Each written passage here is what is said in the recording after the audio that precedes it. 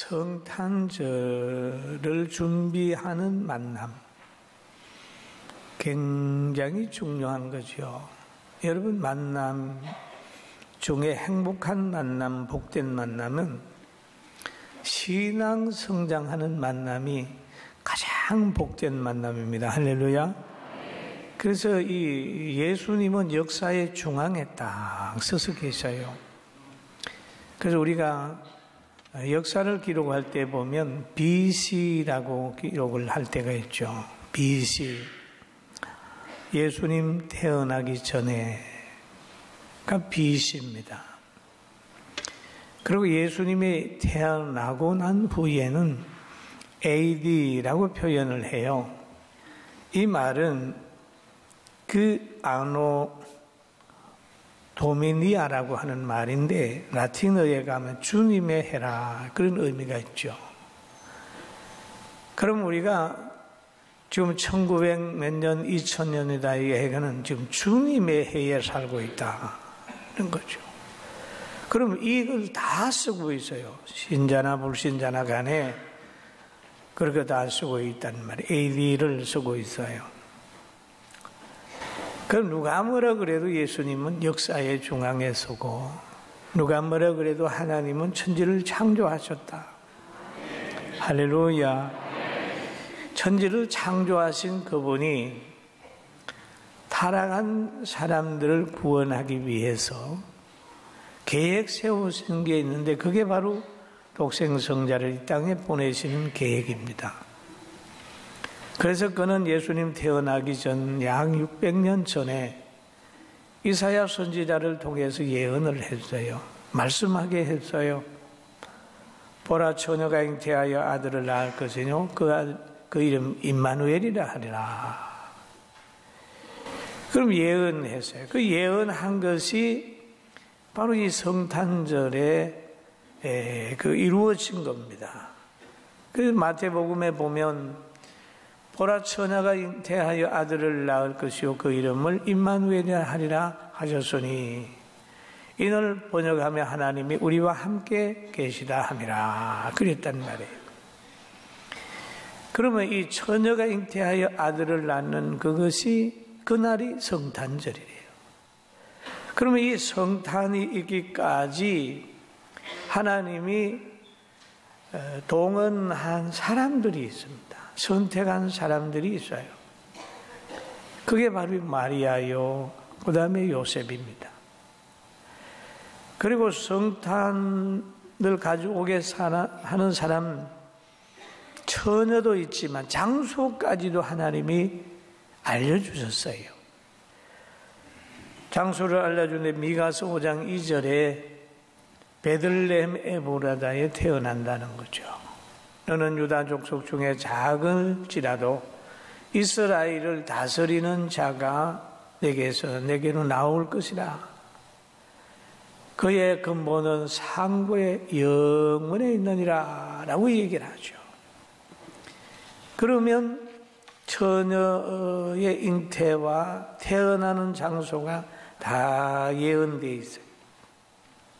그런데 성경을 기록한 사람들이 많이 있습니다. 한 36명쯤 되는데 그런데 몇백 년 심지어 몇천 년이 지났는데 일맥상통하다는 거예요. 충돌되는 부분이 없습니다. 왜 그럴까요? 저자는 한 분이기 때문에 그래요. 할렐루야. 믿습니까? 그리고 여기에 행복한 사람 중에 마리아라고 하는 분이 아주 행복한 분이에요. 전 세계에서 가장 많은 자기 형상을 가지고 있는 사람이 마리아예요. 뭐 어디 가든지 마리아, 어느 성당 앞에 가면 또 마리아 다 있고 그 마리아 앞에 많은 사람들이 머리를 조아리며 있어요. 근데 마리아는 하나님이 선택해 주셨고 하나님이 그를 만나 주셨고 하나님이 그 사람을 통해서 예수 그리스도를 이 땅에 보내겠다고 하는 말씀을 하셨어요. 얼마나 복이 있습니까? 이 땅의 여인들 가운데 가장 복 있는 여인이요 이 땅의 처녀들 가운데 가장 귀한 처녀였다. 그렇게 봅니다. 여러분, 처녀가 남편을, 총각을 잘 만나서 가정을 이루는데 남편이 잘 되면 그 여인은 남편으로 인하여 엄청 누림을 누릴 수 있어요.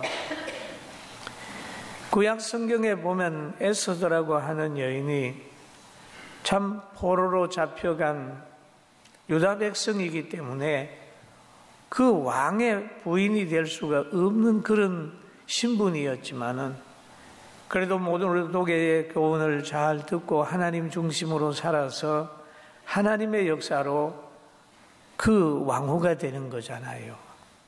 그래서 그가 아주 기뻐하면서 유다 백성 구원을 위해 노력을 하는 겁니다.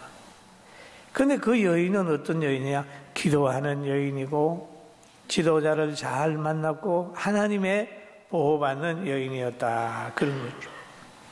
그럼 구약의 에스더가 이제 남편을 잘 만났다면 오늘 신약에 와서 마리아는 하나님의 영으로 잉태되는 복을 받았기 때문에 최고로 잘 만난 거예요. 할렐루야. 믿습니까?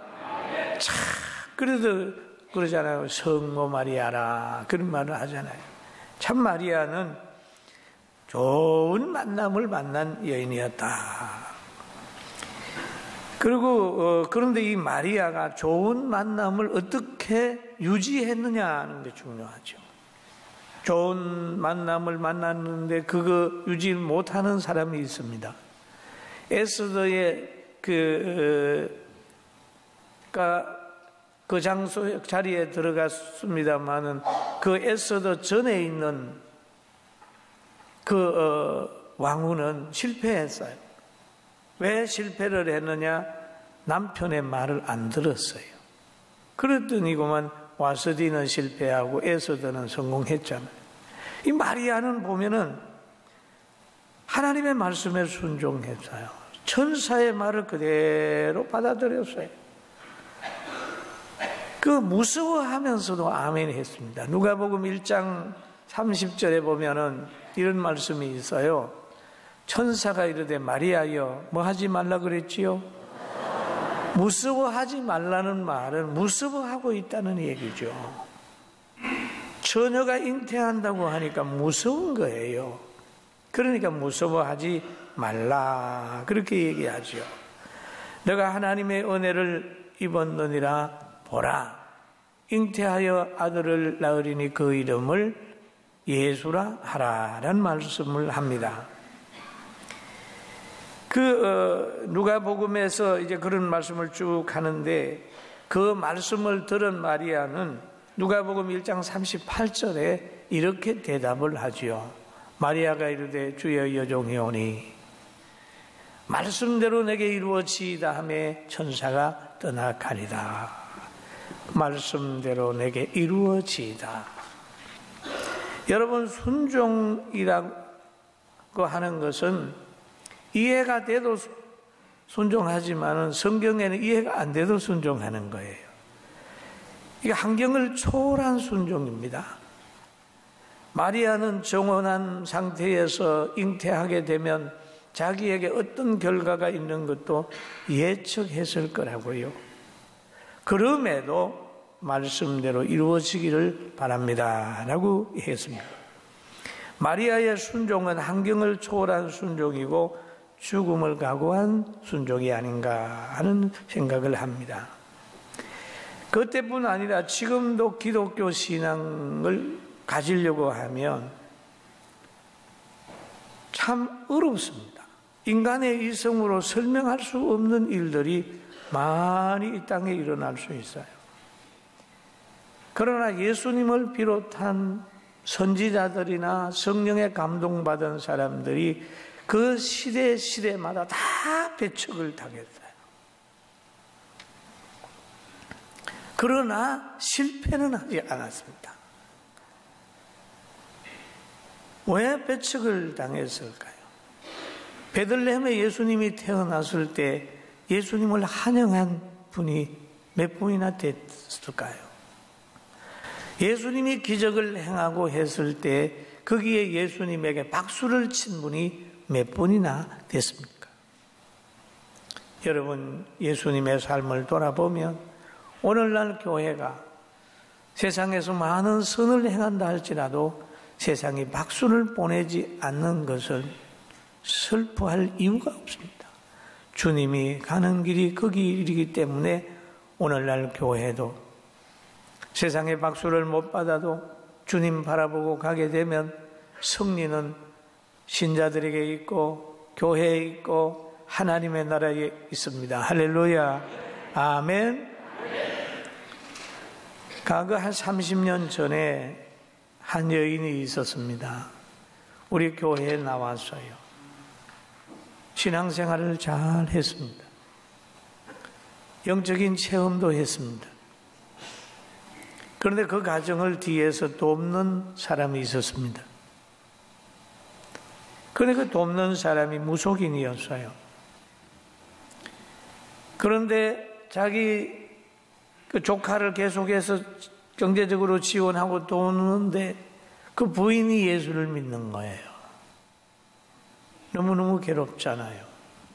그러니까 그 돕는 조카 남자 보고 말합니다. 이혼해라. 교회를 안 나가게 하든지 이혼식 해라. 만약에 이혼하지 않으면 내가 너에게 지원하지 않겠다. 만약에 하면 자기가 가지고 있는 집을 한 채 주겠다. 이래가지고 남자가 흔들리기 시작을 했습니다. 그런데 그 여자는 간절히 하나님 앞에 기도를 했습니다.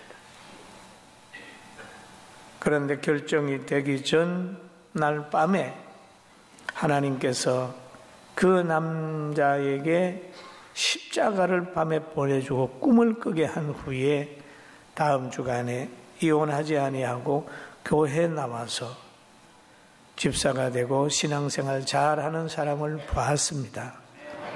할렐루야. 신비해요. 이건 꿈이 낸 게 아니에요. 사실이.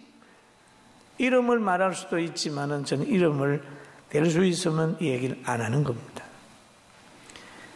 여러분, 하나님은 지금도 살아 역사하시고 지금도 우리 가운데 함께 계신다는 걸 믿게 되길 바랍니다. 그리고 오늘 이 마리아가 순종을 했어요. 하나님이 선택하고 말씀을 할 때에 온전히 순종하면서 그 기회를 놓치지 않았습니다. 두 번째로 보면은 요셉은 복 있는 사람이었어요. 복 있는 사람을 만나는 사람이 복 있는 사람 아니겠습니까? 요셉은 순결한 여인을 아내로 맞이했습니다. 요셉은 하나님이 인정하는 여인을 아내로 맞이했습니다. 하나님이 사랑하는 여인을 아내로 맞이했습니다. 얼마나 복입니까? 그런데 이 하나님이 사랑받는 부분이 요셉에게는 엄청난 괴로움으로 보여진 겁니다. 어느 날 갑자기 이 여인이 잉태해서 나타나게 된 겁니다. 마태복음 1장 18절에 그런 말씀이 있어요. 그의 어머니 마리아가 요셉과 정혼하고 동거하기 전에 성령으로 잉태된 것이 나타났더니 그것을 본 요셉은 마태복음 1장 19절에 그렇게 얘기를 합니다.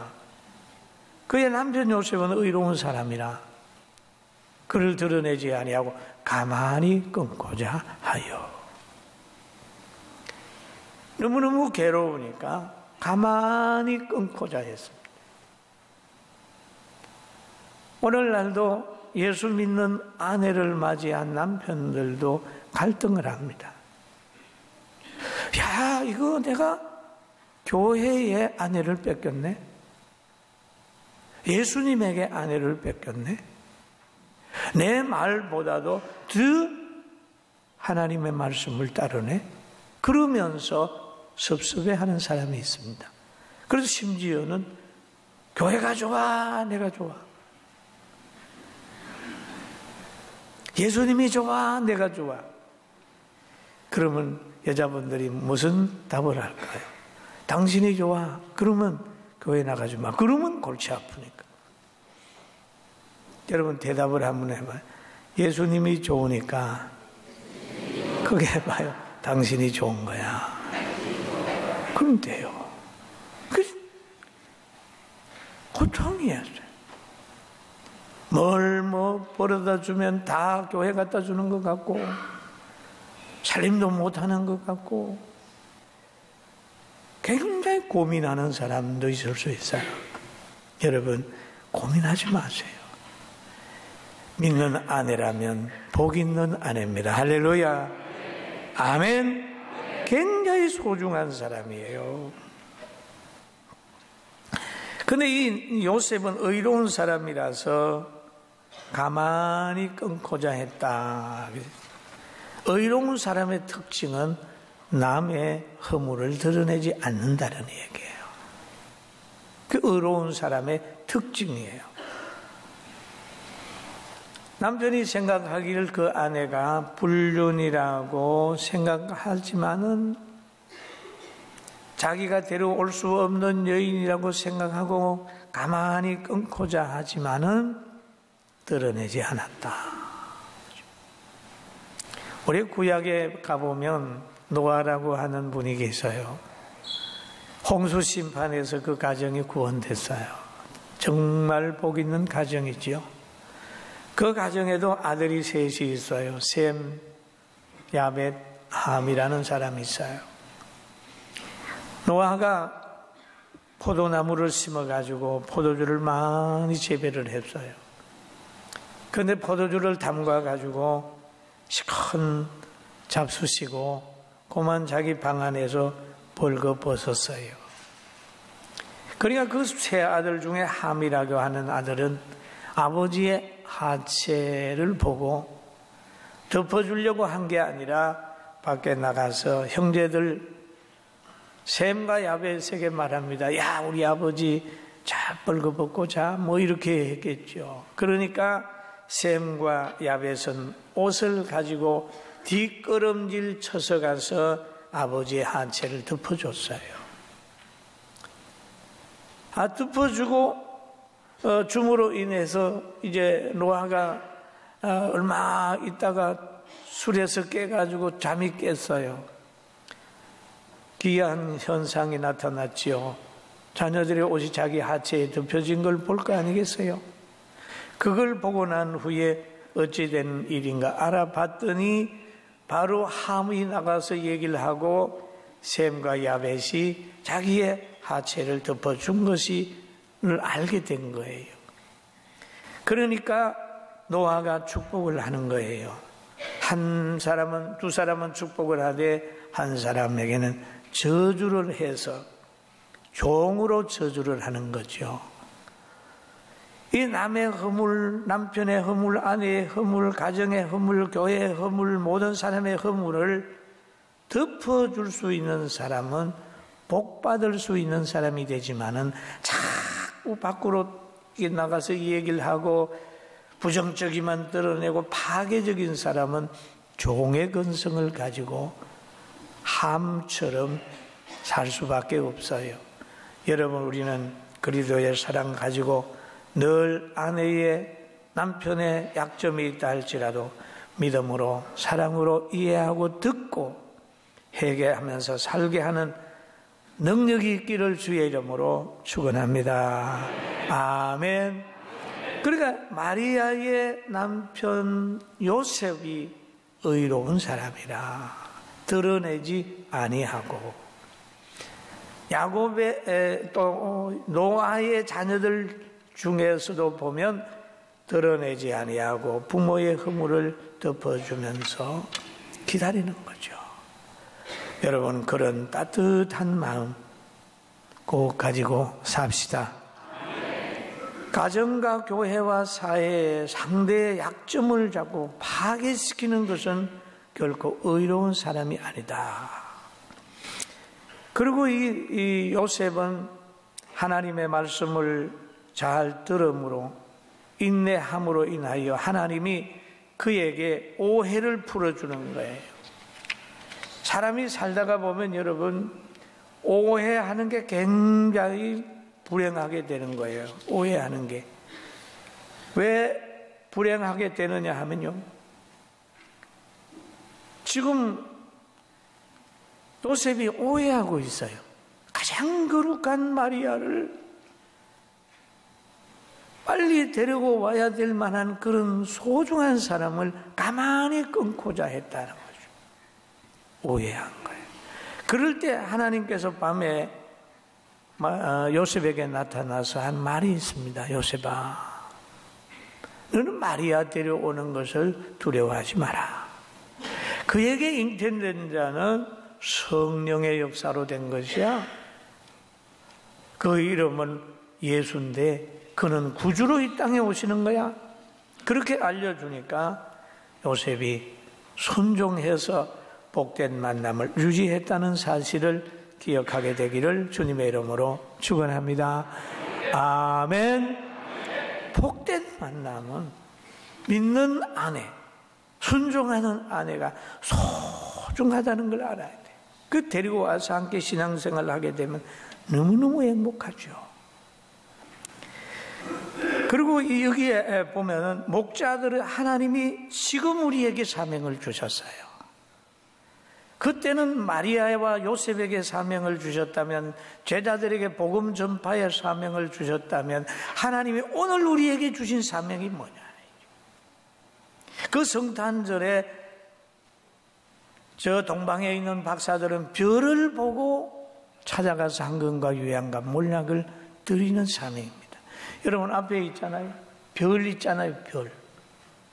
한번 비춰봐요. 이게 깜빡깜빡하잖아요. 별 밑에는 뭐가 있냐? 예수님 계시는 거예요. 할렐루야. 그러니까 별 없는 거는 아니에요. 별이 있어야 돼.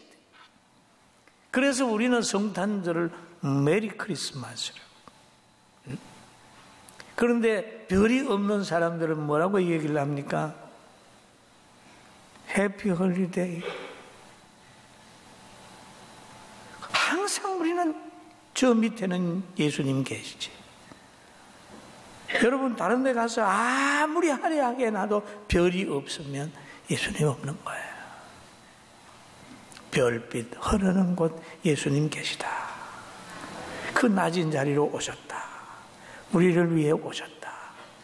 여러분 성탄절에 새벽송 하는 거 다른 교회 다 안 하려고 그러더라고요. 우리 교회는 토요일까지라도 지금까지 38년 새벽송 했습니다. 비가 오나 눈이 오나.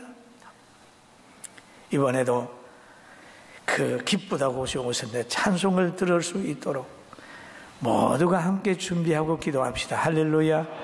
아멘. 그러면 하나님께서 지금 우리에게 주신 말씀이 뭐냐? 요한복음 13장 34절 한번 읽어봅니다. 새 계명을 너희에게 주노니 서로 사랑하라. 내가 너희에게 사랑한 것 같이 너희도 서로 사랑하라. 사랑하라 하는 거죠. 우리 옆에 보면서 사랑합시다. 네, 사랑하는 거예요. 너희는 사랑하라 라고 얘기를 하죠. 사랑하라. 그러면서 또 우리에게 주신 말씀이 로마서 8장 12장 2절에 한번 읽어봅니다. 너희는 이 세대를 본받지 말고 마음을 새롭게 함으로 변화를 받아 하나님의 선하시고 기뻐하시고 온전하신 뜻이 무엇인지 분별하도록 하라. 이 세대를 본받지 말아라. 이 세대는 어떤 세대입니까? 물질과 쾌락이 주장하는 세대입니다.